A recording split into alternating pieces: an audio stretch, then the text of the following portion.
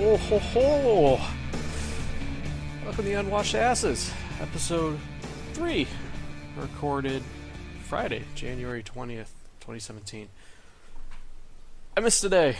If you watched the Zero Lives episode and the Games with Gold I did yesterday, wasn't feeling it.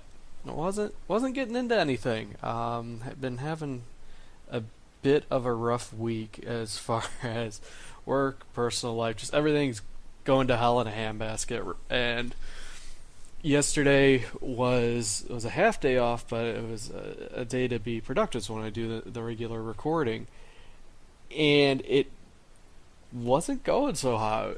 We started off with Destiny because Iron Banner was back, so I was excited for that. I was going to try and use it as an excuse to get my Titan hopefully to level 400. He's sitting at 394 right now, but it's been a while since I've played Destiny, admittedly.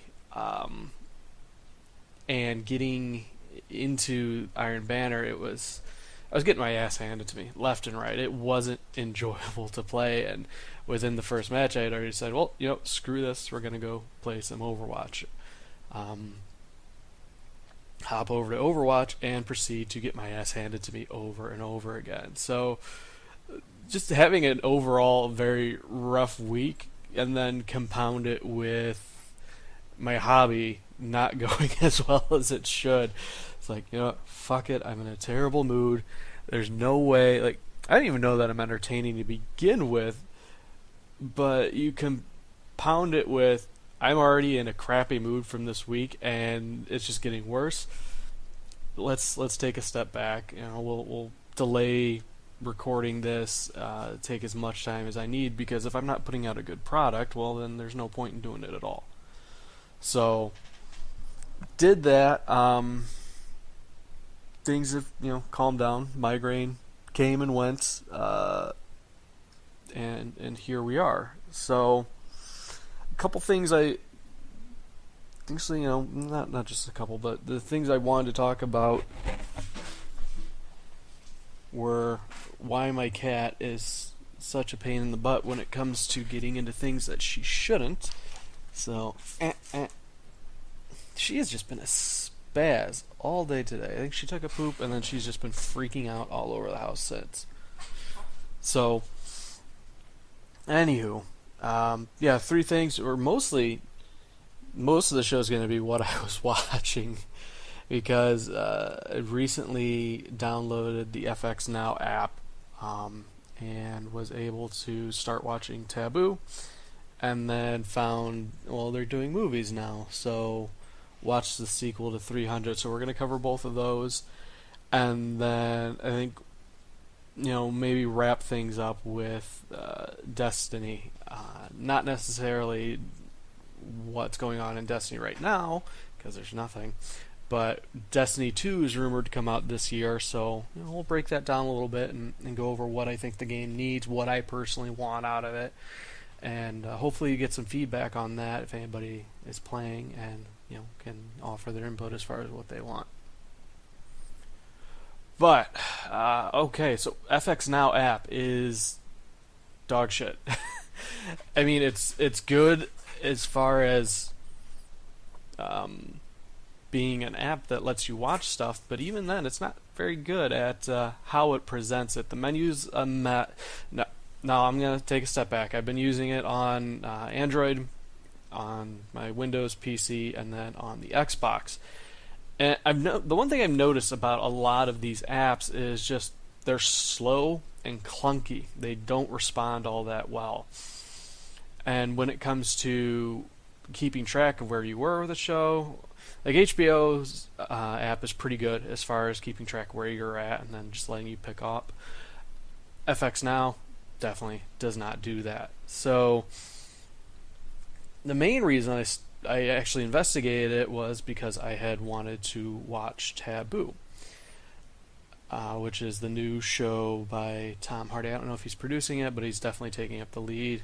The basic premise is that this guy has been gone to Africa for 10 years. It's the early 1800s, England and America are still at each other's throats, and he's just now returned to England after his father's passed. His father leaves him an inheritance, which upsets a lot of people. The premise, I shouldn't say the premise, but the way they present the show is that it's very dark, possibly supernatural, and that's all the previews really showed. I mean, there's a lot of visuals of people floating in water, chains. Tom Hardy's covered in tattoos, and just very, spooky looking overall. But the show itself doesn't necessarily portray all that. Probably the best thing it's got going for it is just that, the visuals. It's very gorgeous to look at. They've crafted this world of not an early off England, but early 1800s England, where we're not quite hitting the Victorian age yet.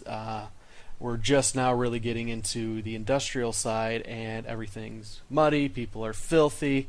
It's very dark. Candles everywhere. It sets the mood as far as the story they are trying to tell.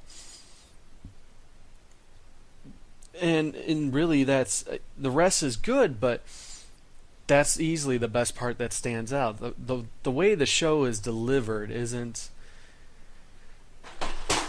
compelling, and I'm gonna murder this cat because she keeps knocking everything over now.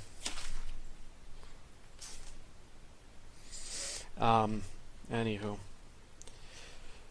so the plot itself, Tom Hardy has returned back to England. His father's given him a piece of land that, without spoiling it too much, is very important to the interests of both America and England. Now, on the side of England is the East India Company, which is trying to procure it from him. And then it sets off a series of events involving politics, subterfuge, a lot of deals and business, and very little of the supernatural element, which is disappointing, because everybody... The thing that the show rides a lot is that Tom Hardy, because he had spent so much time in Africa, has definitely dabbled into the occult, and with everybody back home in England being prim and proper and have a high society, thinks that he has essentially become a savage. And the show seems to pride itself a great deal on, Tom Hardy's upsetting the norm. These people don't like what he's doing just because it's different. And it gets hammered on over and over again, to the point of, now you're just doing it for the sake of doing it. It's not even engaging. And Tom Hardy's character himself plays too much into the brooding, not necessarily anti-hero, but I'm here, I'm going to do what I want to do, I'm big, tough, gruff, dark, mysterious, that type of character.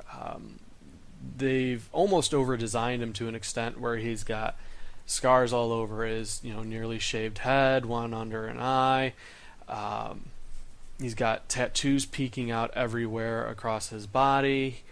He's always dressed the same in a long black coat, little top hat. And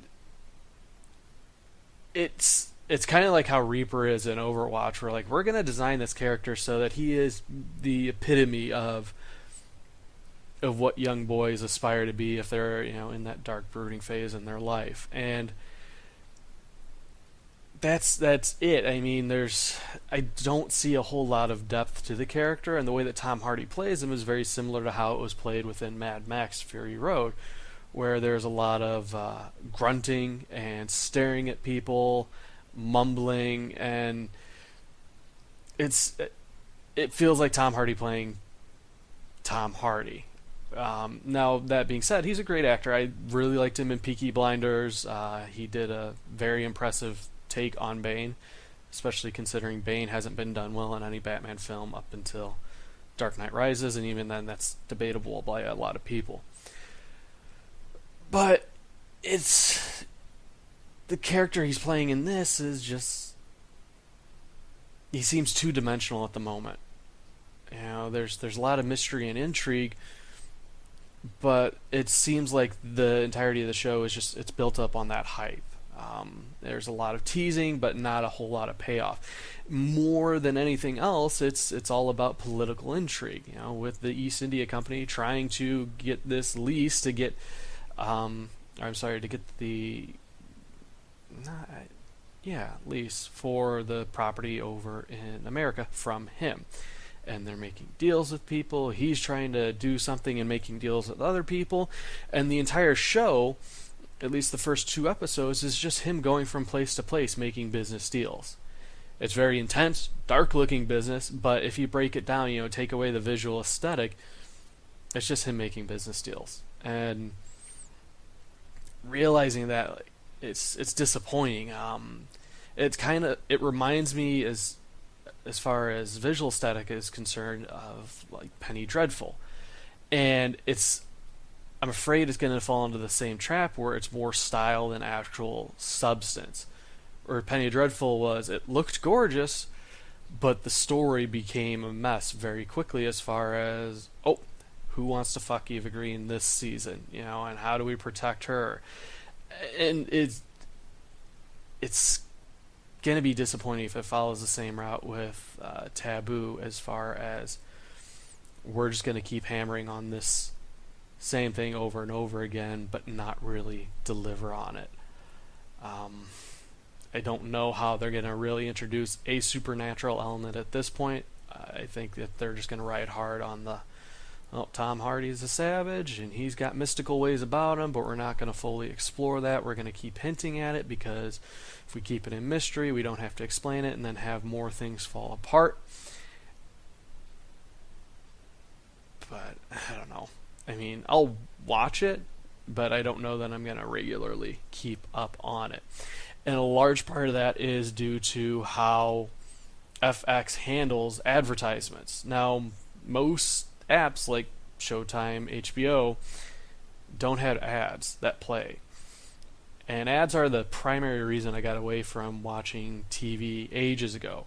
But with FX now, they have regular commercial breaks. And if a show just aired, say like the latest episode of Taboo, there are more advertisements.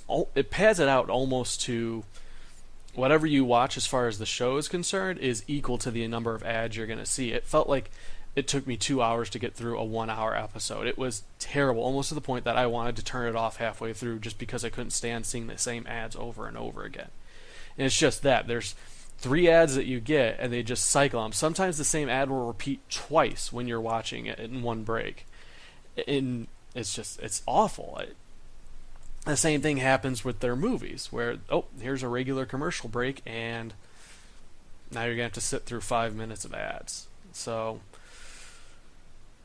it might be a thing of where I just say, screw it, let it go for a couple of years, and then try and binge it on Netflix. Hopefully it comes there. But I don't know. There's a lot of hype, and people are looking forward to this one as far as the communities I follow online, but I don't know that it's necessarily worth it yet. It seems like a lot of half-baked stuff, and I'm worried about the payoff.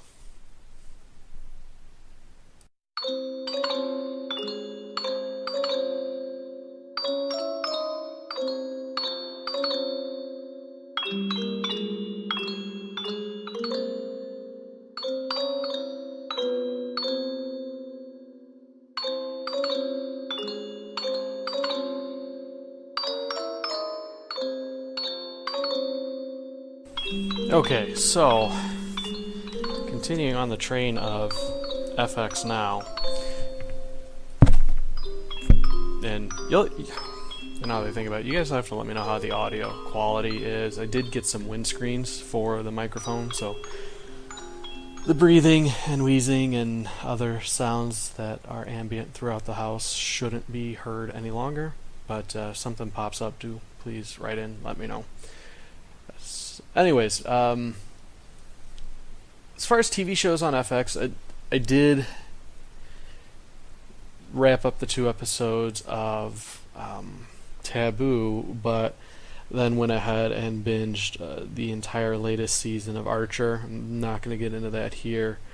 but it was nice because I had been looking for the latest season, and being able just to kind of go through it while I was doing other things throughout the house was nice. But again, plagued by the same issue of we have the same ads over and over again, and if I see Louis Anderson and Zach Galifianakis one more time, I'm going to lose my shit. But movies. So, one that I had wanted to see for a very long time, but never either A, sought it out, or B, found it on whatever streaming service I was subscribed to, was 300 Rise of an Empire. Where 300 was a visually great movie. The story was compelling. It's one of Zack Snyder's few decent movies. I mean, the guy can put together a great-looking movie, but usually they're terrible on substance, and almost all of them involve rape in some way. So the 300 sequel wasn't directed by him. I forget who it was directed by, but he was an executive producer on it. And it was interesting to see. The thought was interesting as far as, okay, Xerxes and his army finally got past the 300. They're going to march on the rest of Greece. What happens next? And while the thought is tantalizing, the execution itself is just absolutely god awful. So the story itself is very disjointed, both in the telling of it and what the story actually is. It takes place roughly before, during, and after the Battle of Thermopylae, where the 300 stood.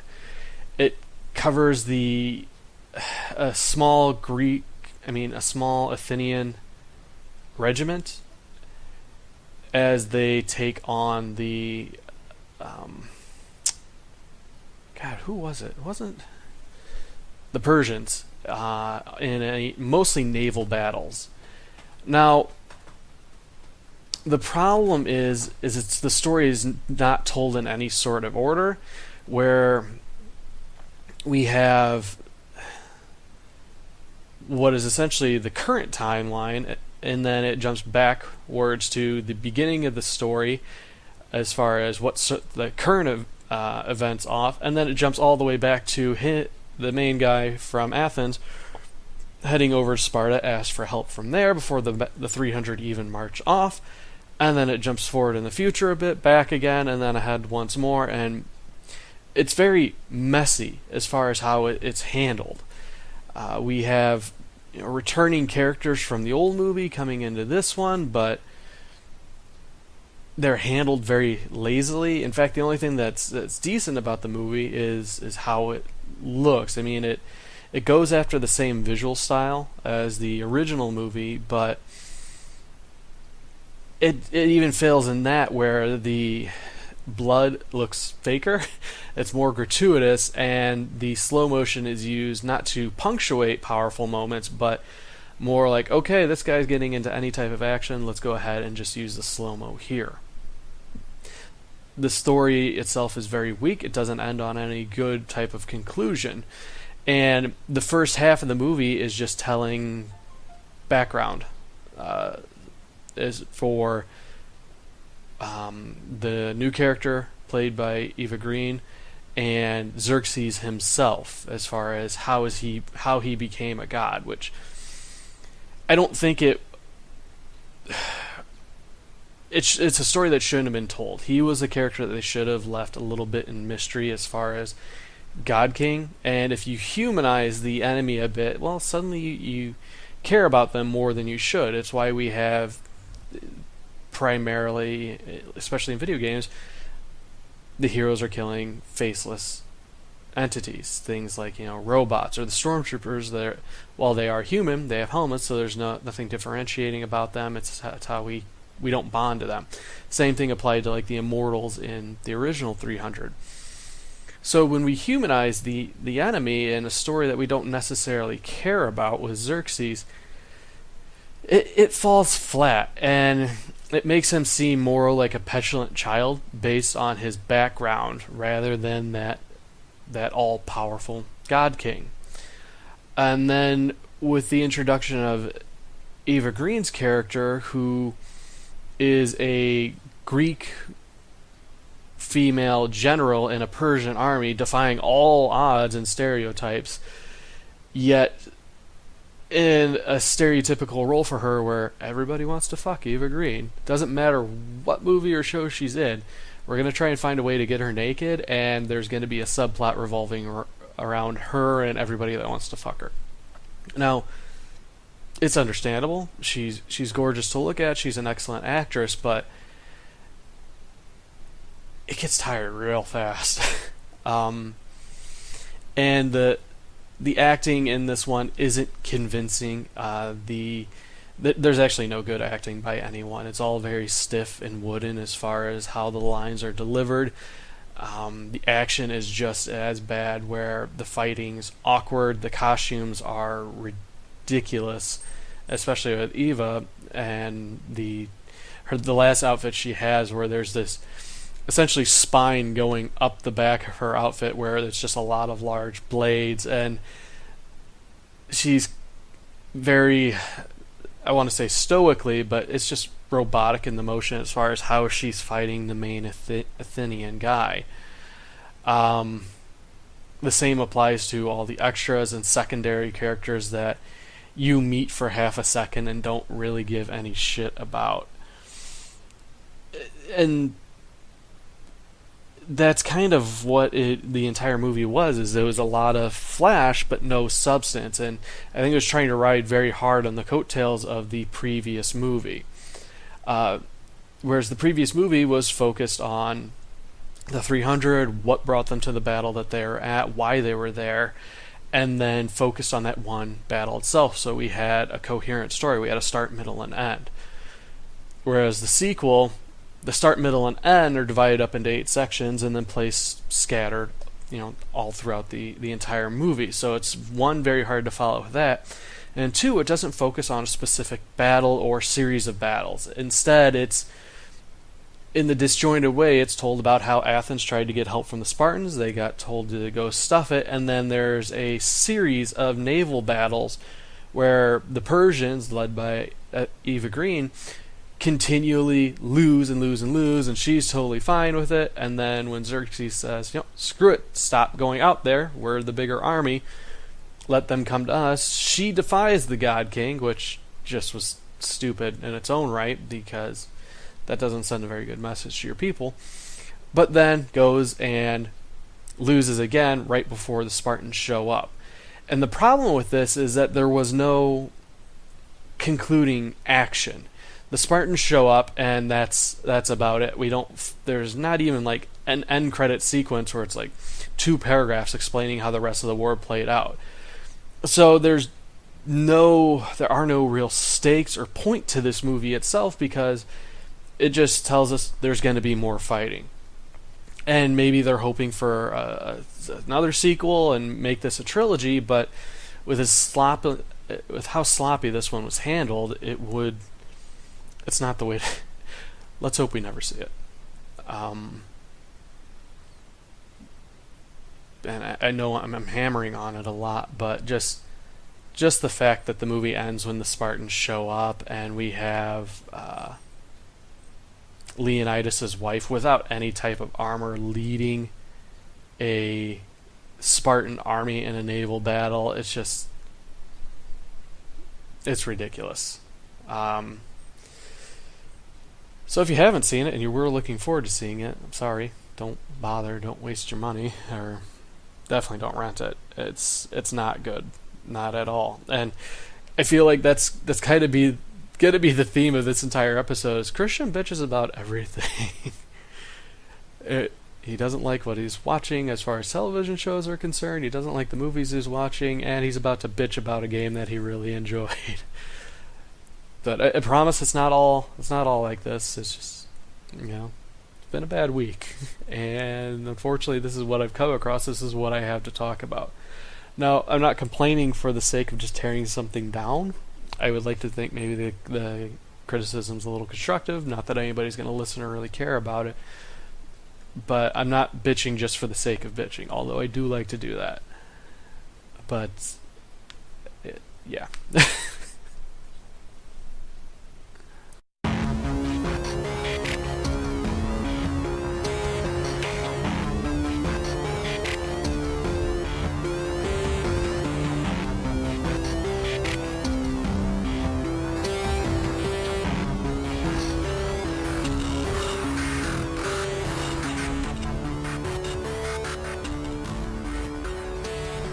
Alright, let's get this wrapped up. Been an odd, been an odd episode today. Going to be shorter than the others based on the recording times I'm seeing here. Again, I want to try and shoot for an hour. If we don't always hit an hour, that's okay too. Noticing the biggest thing is just finding topics to talk about, and who knows, maybe this next one's going to make up for the other short ones. But so, like I mentioned earlier, I tried playing a bit of Destiny because Iron Banner was around. Now, Destiny has been my go-to game for a very long time. It's an MMO that doesn't want to admit it's an MMO. Because of it, I don't play really any other MMOs. I quit Terra. I don't play WoW any longer. It's taken over that spot because it has a lot of the same, not necessarily tropes, but design choices that MMOs share. So it kept me coming back and doing new things. So the problem that it's had is it's run out of content. And because I'm so close to essentially being maxed out, there's no incentive for me to play unless I can get guaranteed to run a heroic raid or we have an event like Iron Banner roll around. Because that's the only way I'm going to get new, better gear. So, as far as remaining content is concerned, Bungie hasn't announced that anything else is going to be coming down the pipeline. I think we're getting a Valentine's Day event, and then that's it. I don't even know that we're going to be getting an April update like we have been previously. And I think a large part of this is due to Destiny 2 has been not formally announced, but it's strongly being hinted at as coming out later this year. It was supposed to come out fall of 2016, but got pushed back, and then we got the Rise of Iron expansion in its place. So, that being said, if they're taking the extra time to develop on it, I kind of want to cover things that, while they're not necessarily flaws of Destiny 1, more so they're things I want to see implemented in Destiny 2. So I made up a list here. We're just going to kind of run through them and embellish a little bit on each one as we cover them. Now, if you have your own ideas or you don't agree with what I'm saying here, please write into the show, theunwashedasses@gmail.com. And just put like Destiny in the subject line, and I'll be more than happy to read these on the next episode, and we can have a little bit back and forth. It's going to be a conversation. It's going to be a little delayed, me talking, then you listening, and then finally writing back in, and then me talking again.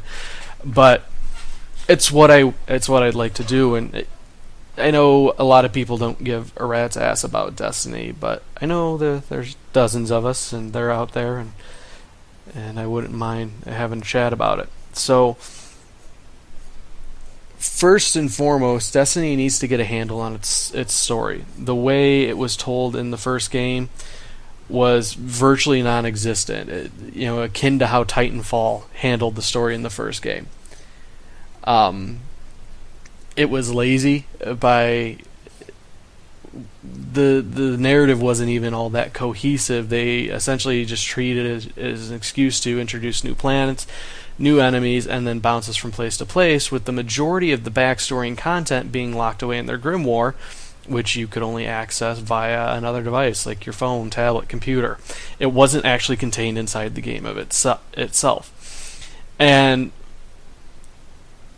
it was very lackluster as far as how it was presented. With you have like the Vex. We're supposed to be this technological race that had mastered time travel, and yet 2-3 hours worth of missions. Oh yeah, we got that wrapped up. The Cabal is this mighty alien army that has conquered half of our solar system. 2-3 hours. Oh yeah, we got them whipped into shape too. The Fallen, where the previous race touched by the Traveler and have been chasing in its light and have essentially become pirates. 2-3 hours, we got that wrapped up. And then with the expansions, they're just reusing the same enemies over and over again. And I get it, we're all inhabiting the solar system and we're going to have limited options here, but like take the Taken King for example, where it was the laziest reuse of characters, where we had essentially, Taken King is actually taking these enemies from the other enemies and then making them fight for him. They had, unique new abilities and quirks, but for the most part, they were just reskins of the same existing enemies. House of Wolves was just more of the Fallen itself. The Dark Below was more of the Hive. It's just not good. And the story itself, the way it's told from mission to mission, where you have a brief intro by narration, you land, you get a little more narration as you go through, and then that's it. There's only a handful of cutscenes in the entire game, which are well done, but they don't answer anything. They don't. They barely advance the non-existent plot, and at the end, we're left with more questions than we have answers. So, what we're dealing with, as far as the second one, is I want to see more engaged storytelling. I want more cutscenes, number one. I want to actually get answers out of these characters as far as what's happening. I want a little more exposition. I want things to be naturally told as we're progressing through it. And I don't want it to be as vague as it has been up to this point. There is a lot of room for improvement here, so I'd be shocked if they bungled it as bad. Primarily because this is the chief complaint amongst other players, is there's a story here, but it's not being told. Especially with like the Stranger. You're in Aphrodite with the Iron Banner. You're hinting at something going on the other side of our solar system, outside the asteroid belt, and we're getting nothing out of it. Just one-liner quips. With that, maybe we could see like the NPCs actually helping us on the missions, where we go help the Stranger out, or Cade comes down from the tower because he's been itching to get out for how many years now. Just new, different, more engaging ways of doing it. Following up to that, we need more DLC. And not necessarily paid DLC or a season pass like they had with the first one, where we get 2 very lackluster expansions, and then we get 2 big expansions with like the Rise of Iron and Taken King, which weren't included with the original season pass.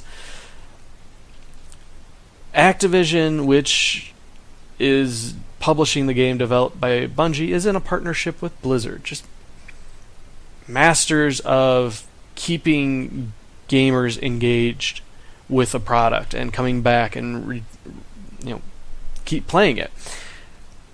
If they could bring some of that talent over to Bungie, or at least give them tutorials as far as like, here's what you're doing wrong, here's what you need to implement, it could go a very, very long way. And there was a lot of rumors as far as that's what happened with the Taken King, where they had the Diablo team work with Bungie to make the game better. And essentially, Destiny is Diablo, but in a first-person shooter, where you have your hub world that you get all your missions and take care of your gear and all that, and then you go out to these different zones, complete the quests, come back.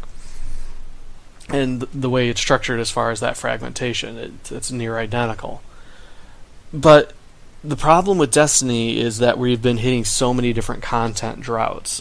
People will burn through the content in a week or two, and then we're left with nothing, It's just grind after grind. And whereas you have games like WoW, where it's a similar structure, but the content, aside from Draenor, is released more regularly, it takes longer to complete, and there's just so much to do that players can always log in and have something new to do. Whereas Destiny, even myself, a little more than casual player, has burned through the bulk of the content itself. So Bungie really needs to crack down as far as, 1, releasing more content, but 2, releasing content more on the regular. Don't leave us hanging for 6 months with nothing to do and nothing to show for it. That's why the player base is dwindling so much. Or I read a post on Reddit earlier this morning that players in Australia, unless you're doing Iron Banner, queue times for any Crucible are upwards of 2 hours. just because there aren't people playing the game, because there's nothing to do. So, be it more events like Festival of the Lost or The Dawning, which were fantastic and brought a lot of people back, but have more expansions, have new raids, new strikes, and don't recycle the same old content over and over again. You get bored of it very, very quickly. Number 3 would be, as you're releasing that new content, give us fucking matchmaking. Because the percentage for people actually doing the endgame content right now for raids and nightfalls is abysmally low. Like, less than 10% of people have actually completed the content. Because the way it's structured, you have to go outside of the game and use forums or other online communities to find people to play the game with. Now, I understand that they want you to be social and be able to meet new people and build bonds to complete the harder challenges, but give us the tools to do that within the game. It's much like the Grimoire and the story itself being locked outside of the game. I'm not going to play the game as much if you're making me go outside of the game to play the game. That was the biggest problem I had with the first 2 years of Destiny, where I didn't have anybody to play with, because I work for a living. I have a kid. I don't have time to go essentially find a dating site for other gamers, matchmake with upwards of 5 other people to run content. And WoW initially had the issue where you would have to recruit people to run the endgame raids, but they've recently, within the past couple of years, introduced the Looking for Raid tool, which runs things at a lower difficulty. Now, I would like to see something like that implemented into Destiny, where you can use the built-in matchmaking system. Now, Xbox has released something like this, but again, you're still going out of the game to find people. I want something in the game itself where I want to run whatever the latest Nightfall or Strike or Raid is. Here's what I have, here's what I need, find me a party. And then you can run it, and it doesn't necessarily have to be at the hardest difficulty. Make it like a tier below what the normal difficulty is, with lower light level rewards. Say, like, current light level is 400 cap, give us 390 gear. And then that way it prepares us, we start to learn the mechanics, and then we can, maybe build a clan or build a good friends list out of the random matchmaking, and then we can go and run the dedicated stuff and get the the higher light level equivalent of the gear we have. It's again, Bungie has been shooting themselves in the foot as far as how they're managing the community and not listening, and this is a divisive subject within the community itself, as far as some people say, well, go make friends and then you can run the content. But people aren't the same. I would absolutely kill for a matchmaking system, just because I don't want to deal with the hassle of trying to make new friends to run something in a game. Just give me the ability to play the game. I paid for it. Give me the ability to do it.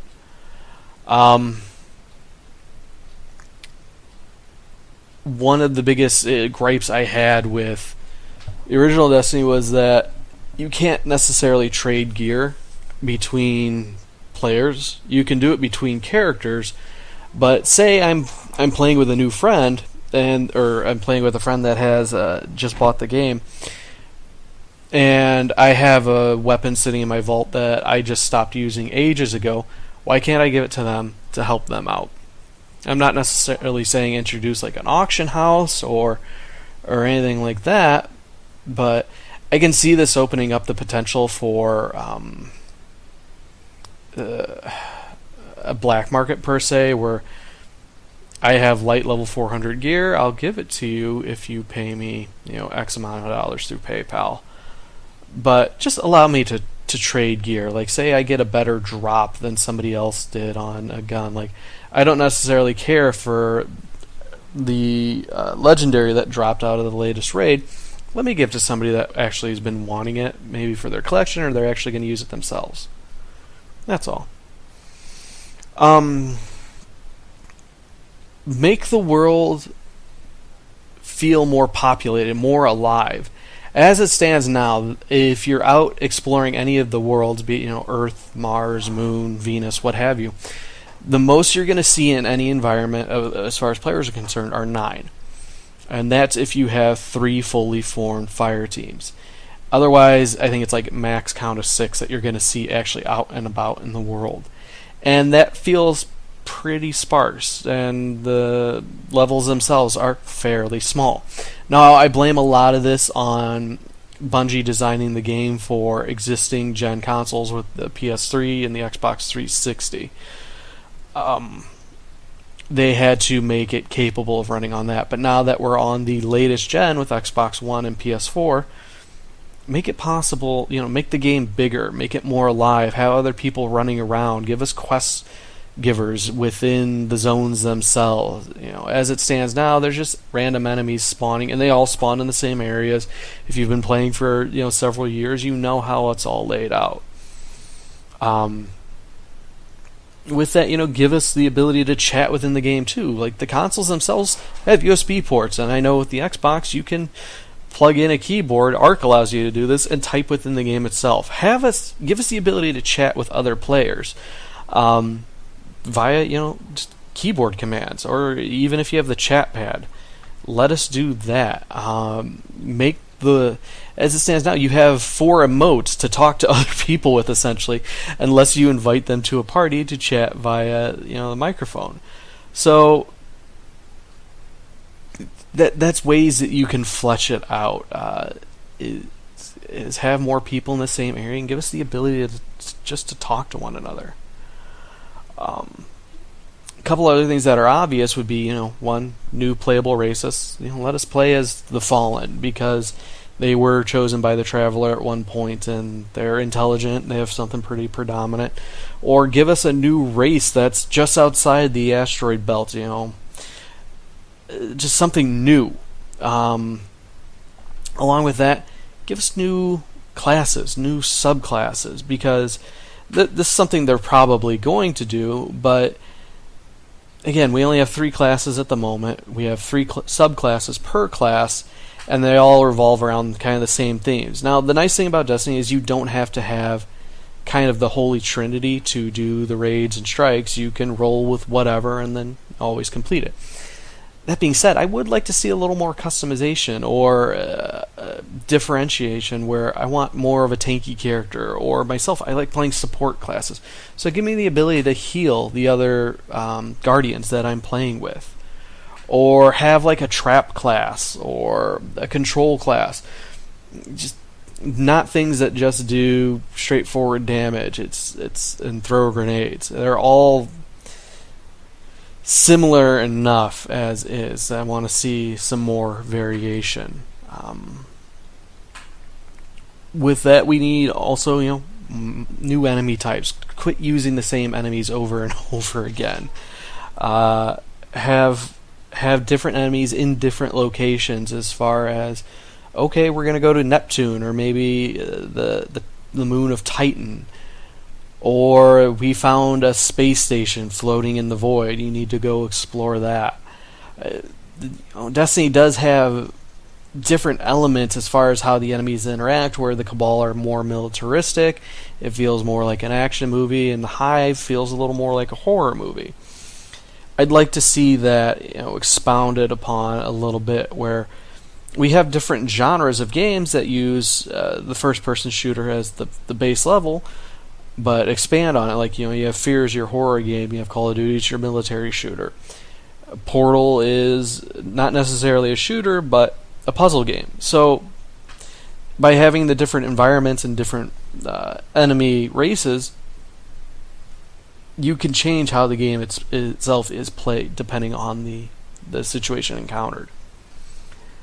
One thing that's driving me nuts with Destiny itself is I'm a very vain person. I like my characters to look good, and I don't have a way of making my characters look all that great in Destiny. I have to rely almost exclusively on finding a piece of gear the way I like it looks versus the stats on it. and then infusing that gear over and over again. Like myself, I have a lot of the Year 2 Iron Banner stuff on my Titan that I've just infused with the new gear. And the stats don't necessarily make sense for the way I play the character, but it's the only way I keep him from looking like a space hobo. So, introduce a transmog system where we have, our normal gear slots, and then costume slots, much like, again, how WoW just recently introduced their transmog system. Let me go out, collect the armor, add it to, kind of a carousel of items, and then I can go to a vendor at the tower or the reef or wherever the new places are, and then choose how I want my guardian to look. Because right now, we all look kind of like a mess, and that's not right. We shouldn't look as bad as we do. A couple of quality of life things that we could use would be dedicated servers. Right now, Destiny uses peer-to-peer, so things like the Crucible and Trials of Osiris, if you're using a packet sniffer, you can find the IP address of the hosting player or other people in the match, launch a simple DDoS attack, and then kick the other player and thus win it. That's why Trials is plagued with this and cheaters. Same thing with Crucible, and we have people running around with the red bars giving them advantage. By eliminating that and having dedicated hosted servers for players to connect to, you're going to resolve a lot of the issues that people are complaining about within the Crucible itself, as far as better matchmaking. We can play with anybody from anywhere in the world versus being forced more towards local connections. And then 2, you're going to cut down on that cheating. Hopefully then we get better ping, because right now I think we're at 10 milliseconds, where the server will ping every 10 milliseconds, and then whatever happens. But if we can increase that, then we're going to get more accuracy, and you won't have as many bullshit kills where it's like, I shot that guy first, but not according to the server.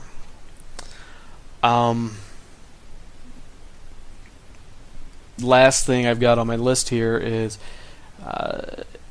increasing the frame rate to 60 frames. Right now, I think, I don't know what it's at, but I definitely know it's not 60. But games, like Halo are just absolutely gorgeous to look at. And if that means we have to lower the overall detail, I'm totally fine with it. I mean, Destiny is a gorgeous game to start with, but if it ran as smooth and fluid as these other games and looked as good as it does, then I'd be a very, very happy camper. I couldn't stream it at that, but you know what? I'd have fun looking at it when I'm playing by myself. So again, these are things that I'm hoping we'll see in Destiny 2. I don't think we're going to see... actually, I don't know what we're going to see. I don't even know if the game's going to come out this year, because Bungie isn't saying squat. And I know we're on the eve of all of our gaming conventions, and we're going to start getting the announcements, but time will tell. I know a lot of people are hopeful, but I'm cautiously optimistic based on how Bungie has handled things up until now. They've really got a long way to go as far as gaining trust back. When they put out big projects like, again, Festival of the Lost, Dawning, Taken King, I'm very happy and I'm engrossed in the game and I play it non-stop. But the biggest problem is with that retention, and by doing a lot of these, not necessarily little things, but by doing these things that improve the overall quality of life, they're going to keep the player base around a lot longer. So it was supposed to be a 10-year game. We are in year 3 thus far, and a lot of people already don't care about it, and I don't want to see it die prematurely, because I see what it could be. And if, again, Activision could coerce Blizzard into using some of its resources to at least train Bungie on how to make a better, more engaging game, then everyone would benefit. Again, if you have any thoughts on it, or anything that I've talked about, please write in theunwashedasses@gmail.com, and I'll read those on the show, and we'll have a little bit of back and forth there. Otherwise, that's going to wrap it up. Again, sorry for the delay on the episode itself, but I just was in a terrible mood, and that's no way to record a show, because although the show is primarily about me bitching about a lot of different things, it would have been a lot shorter. I would have been just not entertaining at all. And I know a lot of you are sitting here listening saying, well, you're not entertaining to begin with. I'm working on it. Yeah, otherwise, Zero Lives is up for the week. I did cover Rayman Origins with the Games with Gold. Beyond that, the content's also posted to the site on the regular, 0and09.com. And of course, if you find any value in what it is that I do, please consider becoming a patron over at patreon.com/0and09. Every little bit helps. As I'm taking on these new projects like the Unwashed Asses themselves, the expenses are starting to mount up, and I would like to get away from things like advertising on YouTube or even the site itself, because nobody likes ads. I spent half the episode bitching about ads myself. So if we could start getting, that support, I could minimize that or get rid of them entirely, and we could start putting out better content, and there's all types of benefits. So please, again, patreon.com/0and09. I don't do it on like a per episode basis. It's just whatever you want to donate on a monthly basis. Again, it's appreciated. But otherwise, next Thursday, around 10:30 a.m. Central Time, we're going to go ahead and record the next episode. We'll get that up, and we'll find all types of fun new things to talk about. Till then, we'll see ya.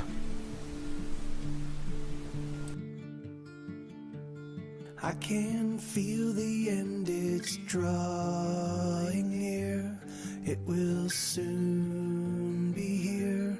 Oh, that much is clear. So shut the doors and turn off the lights. Let us sleep tonight. Let us huddle in the dark. Oh, my lover, you are beautiful, but that beauty comes at such a price. And I know that you'll soon disappear, like the dark and the night.